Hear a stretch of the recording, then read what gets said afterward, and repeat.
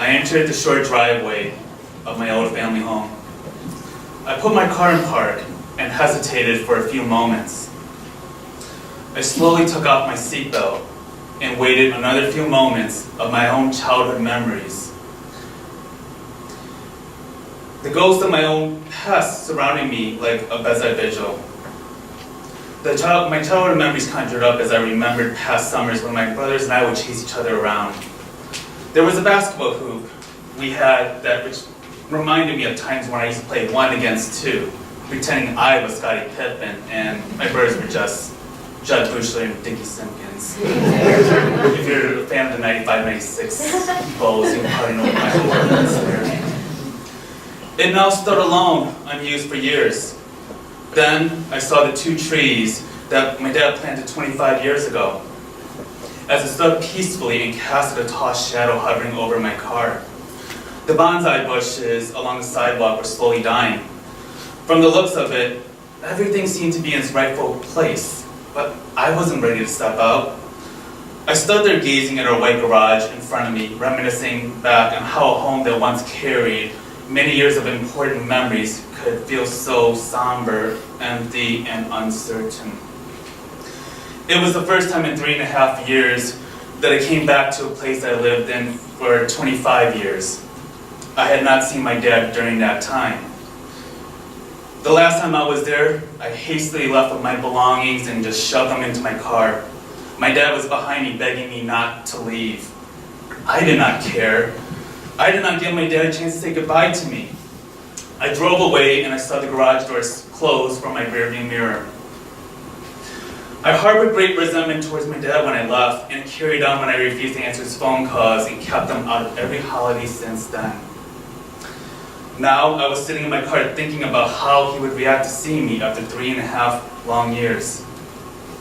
I got out of my car and I slowly walked on the sidewalk leading to the entrance.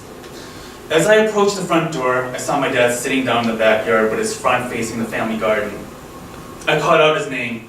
His back shook instantly. He turned his head around and saw me. He stood up and beamed with excitement as he approached me. He hugged me and beamed with excitement as he approached me. But he said over and over again how much he missed me, but I didn't hug back, nor did I smile. He asked me how my brothers were and then how I was doing. I said fine, and didn't want to say anything more. I created miles of emotional distance when I saw him because I was so focused on preparing for whatever triggers that could set me off inside. My father suffers from post-traumatic stress disorder. He is a survivor of the Cambodian killing fields, a genocide that killed over 2 million Cambodians. In the last several years, I have watched him mentally suffer as a result of the injustices of the genocide, the apologies and reparations he never received, and the damage he has inflicted upon my family and myself to combat the fury and betrayal he has felt from his experiences. In my adult years, he no longer became the loving father I remembered, but he became a person consumed with paranoia and a total distrust of society, which led him away from his friends, colleagues, and our family. My dad now, his hair showing silver colors blending in with his once pure black, has started losing his teeth. His once round brown face now looked gaunt and catatonic. My dad started complaining about his teeth and thought I should be writing to President Obama for help. He did not. He insisted that someone came inside the kitchen to poison his food once. As he continued to talk, I remained silent, choosing not to question his theories. I searched around in my own bedroom. It has accumulated in dust, but it remains untouched as it was the day that I left 3.5 years ago. I quietly gathered a few belongings that I left behind. I picked up a few of the family photo albums. One of the albums that I discovered had an envelope inside. I opened it, and a letter from the U.S. Embassy came out. It's right here. It reads, "Dear Mr. Kim-san, as you prepare to leave Thailand after 4 months of work with the U.S. Refugee Program, I want to express my appreciation for your fine and important service. In the time during which you have worked for the Embassy's Refugee Section, you have helped lay the groundwork for a program that has successfully screened, approved, and prepared for travel for over 9,000 Cambodian refugees.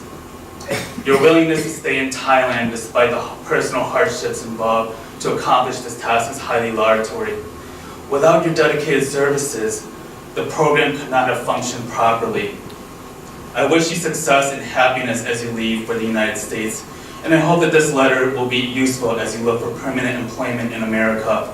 It will indicate to prospective American employers that you have worked unusually long hours as a vital part of the U.S. refugee program for Indo-Chinese in Thailand. The loyalty you have shown to the United States government and your commitment to assisting your fellow refugees is commendable. Good luck. Sincerely, Charles S. Whitehouse, the U.S. Ambassador.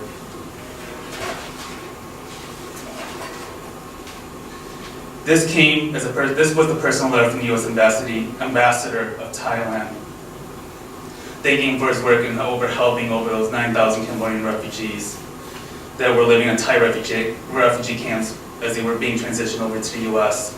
This was done while he himself was a refugee that escaped near death.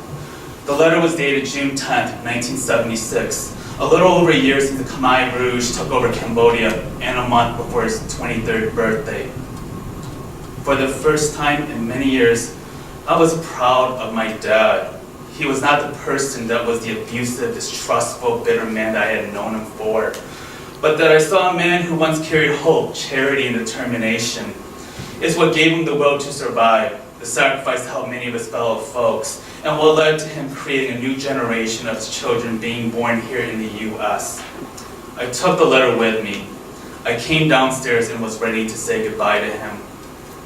As I was ready to leave, my dad brought me a box of vegetables that came from our family garden. He wished me well and hoped that I would see him again. He hugged me, but I still didn't hug back. As I drove off, my tears broke loose. I remembered how much that garden fed our family and has now kept my dad alive. Then I thought about the letter and realized that his own sacrifice and desire to do good would never allow him the opportunity to heal. Instead, he has been trapped in a never-ending cycle of betrayal and self-harm that I have yet to find the right key to unlock him from. But even in the midst of his own struggles, he never lost the ability to offer love in return. For myself, in that one day, I found a moment that made me love him again. But even when I do, I don't know when I will return back. Thank you.